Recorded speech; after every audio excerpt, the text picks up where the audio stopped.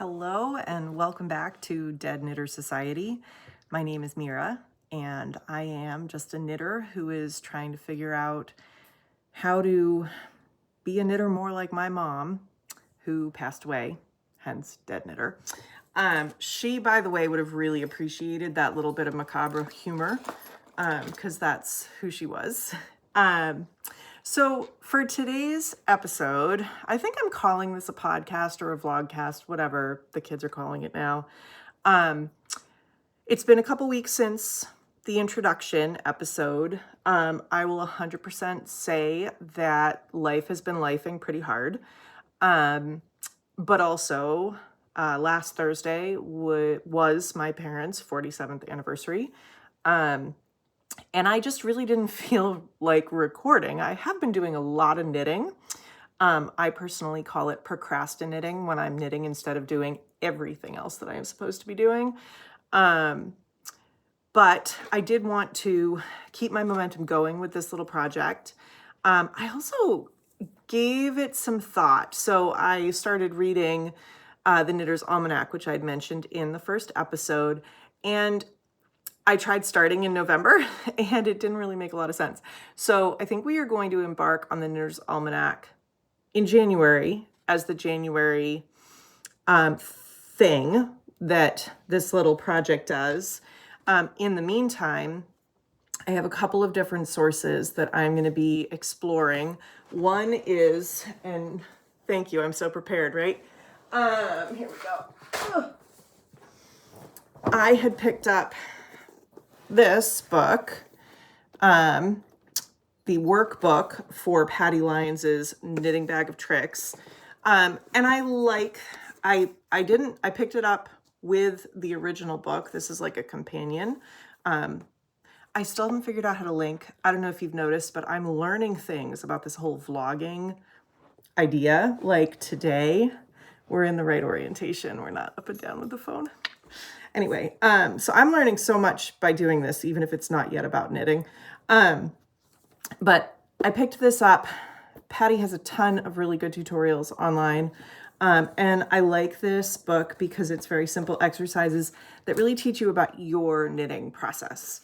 So I was going to play around with this and actually, I don't know, pretend to swatch. Maybe I'll do like a knit down hat, like a hat that you knit from the top down. Because then I won't actually have to swatch because I really hate swatching. If you're a knitter, I would love to know your opinion on swatching. I feel, and I know she is already yelling at me in this book about my distaste for swatching. But I a little bit like to fuck around and find out. I suppose I'm gonna have to put a disclaimer about language for this. I am a process knitter. I knit to find out. I don't know. I love wearing garments that fit me, but I'm also not afraid to rip stuff out, which I think is a trait that I got from my mom. Mom would re-knit stuff over and over and over again, and we'll get to that in a minute. But so I'm still working on my star sign shawl that I showed y'all last episode. I am at the last, I just started the last lace. It's 5 little lace portions.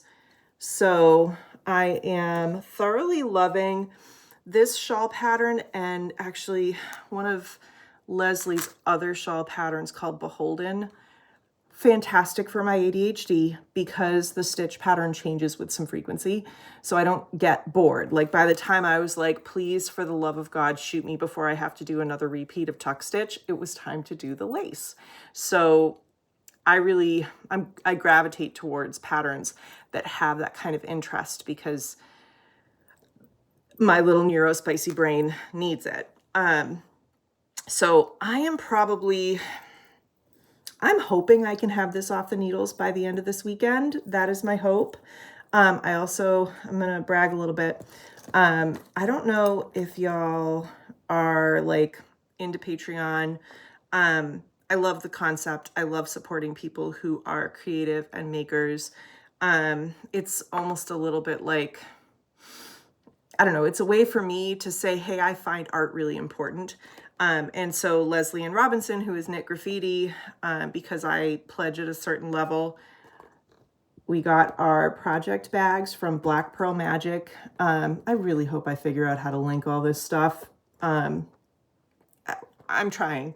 And then these adorable little Notion bags. And I love it. And it just makes me so like, look at how cute that is. It makes me happy. And this is a 2 400-yard skein of fingering weight and then some minis. This is a pretty hefty shawl at this point, and it fits in this adorable little bag. So I was pretty stoked about that. It did mean, so we'll do a little story time. As Mom was declining this last year, she started getting pretty forgetful as she would knit, and she started making more mistakes. So for her birthday in March, I got her these little, I forget what they're, it's like the Fix It. These little tools that are like a crochet hook on each end. I don't know if you can see that. And then I put together a little Notions bag for her with like a nice little pair of embroidery scissors because she was constantly forgetting where she was putting things. And so I wanted her to still be able to craft. So after Mom died, I don't know, is it weird to have taken it back? Grief is weird, man. I question all the time if I'm doing it right. But I love that I have things that she made with. So with that, let's do our section of what Lucia made. And it's actually gonna be 2 items today because I do want to talk about this thing that is like, it's a thing, but we're gonna get to it. So first, Mom made this. Actually for my daughter, who is about to be of drinking age next month. Holy shit. But Mom made this when Bella was a baby. And I think it feels cottony to me. I think it's a cotton. Mom always made stuff that was like very washable. So maybe it's like an acrylic cotton blend. But like, again, this woman never used a pattern, ever. And I love... Look at how adorable. Like, the buttons are probably kind of big for this garment, but I don't care because they're so sweet and so cute. These little teacups.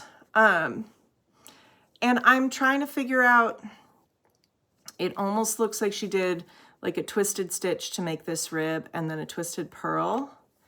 And then it's, I don't know if it's garter. I need to like, this is up here. This is definitely garter, but I'm not sure if it's a seed stitch or a moss stitch. I really want to like take all of her garments.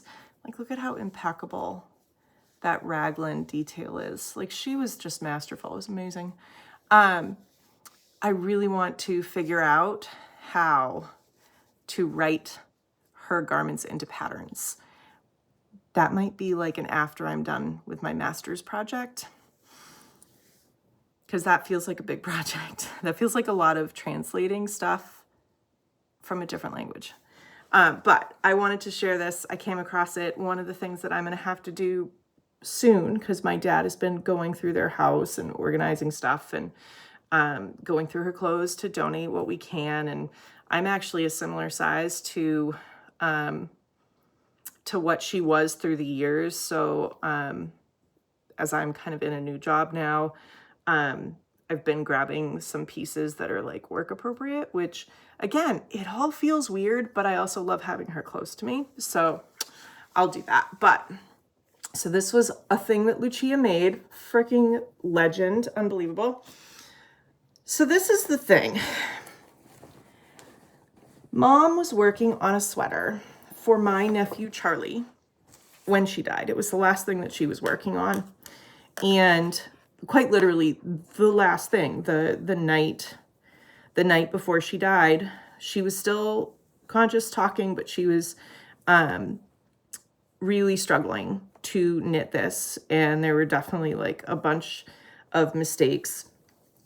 And the entire, few months before she died, she was trying so hard to finish this for Charlie, who at age bad Zia moment. He's 8. He's turning 9 this winter. He's growing super fast. And I also want you to know this is the first time I've been able to pull this out of the bag without immediately bursting into tears. So I think we're making progress. Like it smells like her still. Anyway, she tried so hard and she kept re-knitting and re-knitting the body because he kept growing. And I don't want to finish the sweater because at this point, there is no way he will fit in this sweater. So my plan with this is to actually, I have the other panel that she did finish downstairs. And what I'm going to do is finish this section and just correct the couple of, dropped stitches and create, as I finish it, I'm going to put buttonholes into it. And then I'm going to sew buttons on the other side and whip stitch or mattress stitch the pieces together and make it into a pillowcase for him. Because I really want this to be grandma's knitting. I don't want it to be, he calls me Zia, which is Italian for aunt. I don't want this to be Zia's knitting. I want this to be my mother's knitting for him, but I just need to do a little bit of work to finish it into something that he can have and use that she was making for him. Because she made a lot of stuff for my kids when she was well. She made whole layouts, in the various episodes. We'll get to them. But she made, all these layouts. She made Bridger and Bella matching sweaters that were just gorgeous.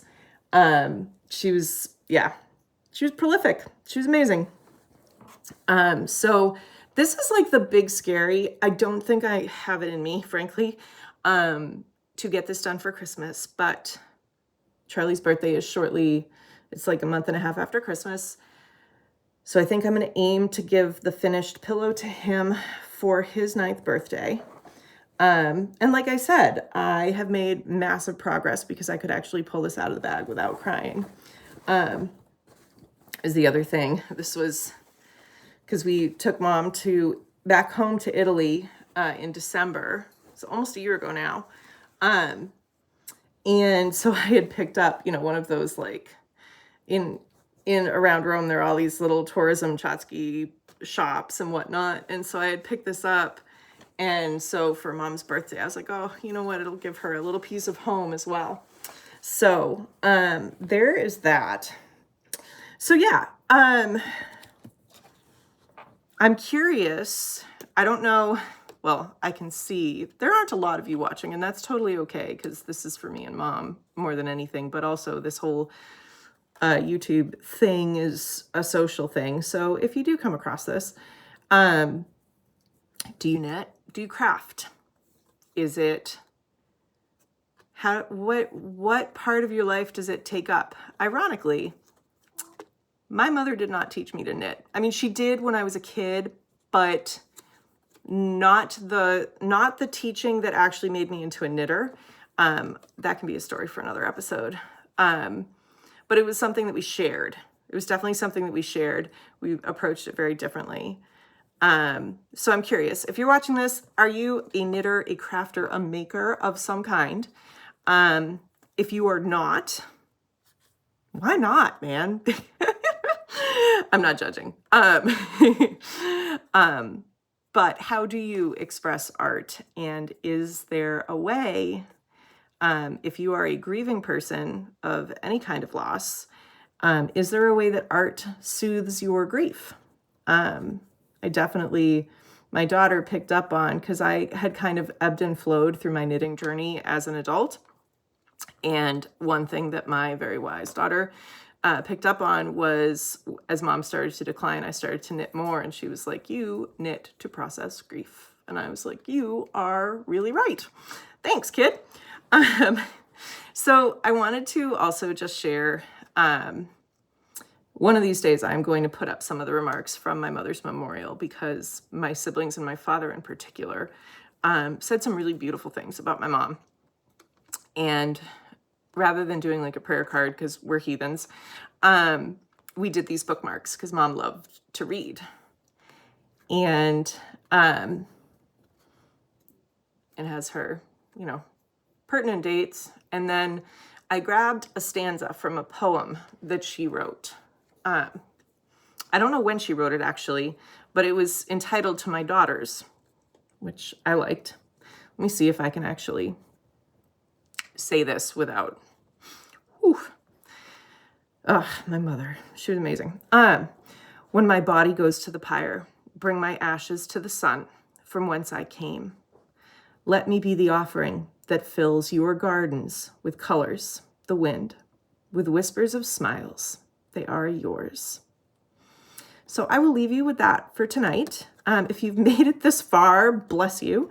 And I'm going to try to get on a more regular posting schedule, but like I said, life is pretty lifey. So I'm going to go for frequency rather than consistency and not give myself a lot of abstract rules to follow and let this be kind of organic. But hopefully next time I will have some progress on the pillowcase, and we'll probably talk about what my next project is going to be after this, because I'm not sure yet. I want to do something that maybe isn't just rotely following a pattern. I might choose a pattern that allows for a lot of modification and personalization so that I can feel more comfortable making more of my own knitting decisions as I make garments. So until next time, be well, be kind, and always go forward with love. See you later.